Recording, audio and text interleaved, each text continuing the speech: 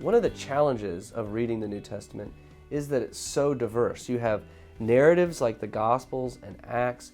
You have letters written to particular people or particular churches that seem kind of stuck in their own time.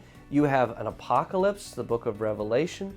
You have theologically deep material such as Hebrews. You've got a lot of different things to navigate. At times, while reading the New Testament, that diversity can be disorienting. It's what is the center here? What is the central issue? What do I need to know to be able to interpret the New Testament well? What's the center that draws everything together?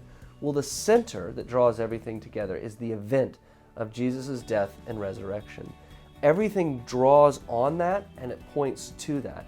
And so wherever you are in the New Testament, I think the best way you can get your bearings, maybe you're lost in Hebrews 7 or Revelation 19, and you're wondering, how do I get my bearings? How do I keep my eye on the ball? How do I stay focused in what the New Testament is about? The answer is always Christ. What does it tell me about what Christ has done?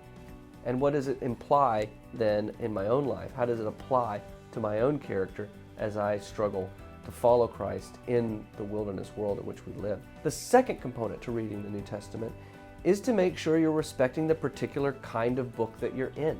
And the best way to do that is by understanding its genre and its purpose. Read the Gospels like narratives. Read the letters like letters. Read a theological treatise like a theological treatise. An apocalypse like an apocalypse. The best way to do that, in turn, is to focus on the beginning of the book. The author at the beginning of every book will give you clues and give you an orientation to what you're reading. Will signal to you, this is what's important here. This is how this book is to be approached. This is the gospel, for example, of Jesus Christ, and you should read it as a gospel. This is a letter from Paul, and you should read it as a letter from Paul to the Romans. Allowing the diversity of those books to speak is also a great way of respecting the integrity of each book while keeping the focus on Christ.